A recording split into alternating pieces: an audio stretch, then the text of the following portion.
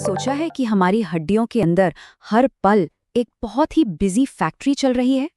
आज हम उसी छिपी हुई दुनिया की खोज करने जा रहे हैं, जो हमें हर दिन, हर पल जिंदा रखती है। तो सवाल यही है, हमारा शरीर हर एक दिन खरबों, जी हाँ खरबों, नई ब्लड सेल्स बनाता कैसे है? ये इतना बड़ा नंबर है कि सोचना भी मुश्किल है। और इसका जवाब एक ऐसी प्रोसेस में छिपा है जो हमारे जन्म से भी बहुत पहले शुरू हो जाती है। इस कमाल की प्रक्रिया का एक नाम है हीमैटोपोइसिस। आसान भाषा में कहें तो ये हमारे शरीर का खून बनाने का तरीका है। ये एक नॉन स्टॉप, बेहद कॉम्प्लेक्स और हमारे जिंदा रहने के लिए बिल्कुल जरूरी प्रक्रिया है। तो चलिए इस अद्भुत फैक्ट्री के एक टूर पर निकलते हैं। सबसे पहले ये समझना जरूरी है कि इस प्रोडक्शन लाइन को एक सेकंड के लिए भी रुकने की इजाजत क्यों नहीं है। वजह बहुत सीधी है, हमारी ब्लड सेल्स हमेशा के लिए नहीं बनी होती।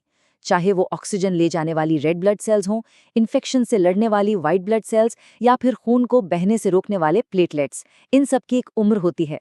इसीलिए जिंदा रहने के लिए इस फैक्ट्री को पुरानी सेल्स को लगातार नई सेल से बदलना ही पड़ता है। और मजे की बात यह है कि ये फैक्ट्री हमेशा से एक जगह पर नहीं थी। जीवन की एकदम शुरुआत में ये योक सैक में शुरू होती है। फिर जैसे जैसे विकास होता है, प्रोडक्शन का काम लिवर और स्प्लीन में शिफ्ट हो जाता है और आखिरकार ये हमारी हड्डियों के अंदर के नरम स्पंजी टिश्यू यानी बोन मैरो में अपना परमानेंट घर बना लेती है। देखिए, हर फैक्ट्री को कच्चे माल की जरूरत होती है ना? हमारी ब्लड फैक्ट्री भी अलग नहीं है। यहाँ सब कुछ एक ही कमाल के मास्टर सेल से शुरू होता है, हीमेटोपोएटिक स्टेम सेल। इसको आप सभी ब्लड सेल्स का पूर्वज समझ सकते हैं। इस मास्टर सेल के पास दो सुपर पावर्स हैं।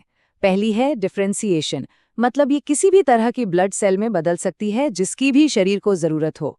और दूसरी सुपर पावर है सेल्फ रिन्यूअल, यानी ये खुद की हूबहू कॉपी बना सकती है। इससे ये पक्का हो जाता है कि कच्चे माल की सप्लाई कभी भी खत्म न हो। तो ठीक है, हमारे पास हमारा मास्टर सेल है। अब देखते हैं कि असेंबली लाइनें काम कैसे करती हैं। यहाँ पर स्टेम सेल को एक बड़ा फैसला लेना होता है। उसे दो मेन प्रोडक्शन लाइनों में से किसी एक को चुनना होता है। ये दो लाइनें हैं, माइलॉइड और लिम्फॉइड। माइलॉइड लाइन को एक मल्टीपर्पस असेंबली लाइन की तरह सोचिए, जो रेड ब्लड सेल्स, प्लेटलेट्स और कई तरह की वाइट ब्लड सेल्स बनाती है। वहीं दूसरी तरफ लिम्फॉइड लाइन एक स्पेशलिस्ट यूनिट है। ये हमारे इम्यून सिस्टम के खास सैनिकों यानी बी और टी लिम्फोसाइट्स को बनाने पर ही फोकस करती है। चलिए पहले माइलॉइड लाइन पर जरा करीब से नजर डालते हैं। ये लाइन हमारे खून में ज्यादातर सेल्स को बनाती है, इसलिए इन्हें रक्त के कर्मयोगी कहना बिल्कुल सही बैठता है। सब कुछ एक कॉमन माइलॉइड प्रोजेनिटर सेल से शुरू होता है। वहां से ये और भी खास रास्तों में बंट जाती है। क्या ये एक रेड ब्लड सेल बनेगी या एक प्लेटलेट? ये फैसला ग्रोथ फैक्टर नाम के केमिकल सिग्नल से तय होता है। ये सिग्नल शरीर से आने वाले ऑर्डर फॉर्म की तरह हैं, जो फैक्ट्री को बताते हैं कि क्या बनाना है और कितना। जैसे मान लीजिए कोई इन्फेक्शन हुआ तो शरीर फौरन ज्यादा व्हाइट सेल्स बनाने का ऑर्डर दे देता है। माइलॉइड लाइन के सबसे दिलचस्प प्रोडक्ट्स में से एक है प्लेटलेट्स। और सच कहूं तो उनके बनने की कहानी थोड़ी अजीब है। मतलब वो नॉर्मल तरीके से नहीं बनते। जैसा कि यहाँ बताया गया है, प्लेटलेट्स असल में पूरी सेल्स हैं ही नहीं। वे बोन मैरो में रहने वाली मेगा कैरियोसाइट्स नाम की बहुत बड़ी बड़ी सेल्स के छोटे छोटे टुकड़े हैं। जरा सोचिए, एक विशाल सेल अपने साइटोप्लाज्म के छोटे छोटे टुकड़े करके खून में छोड़ देती है, और वही प्लेटलेट्स हैं। है ना कमाल की बात? जी हाँ, बिल्कुल सही सुना। ये सचमुच कोशिका के टुकड़े हैं जो हमारे शरीर में एक बहुत जरूरी काम करते हैं, जैसे चोट लगने पर खून को रोकना। अच्छा, अब चलते हैं हमारी दूसरी असेंबली लाइन लिम्फॉइड वंश की ओर। ये हमारे इम्यून सिस्टम के स्पेशलिस्ट सैनिक हैं, जो खास दुश्मनों को पहचानने, याद रखने और उन्हें खत्म करने के लिए ही डिजाइन किए गए हैं।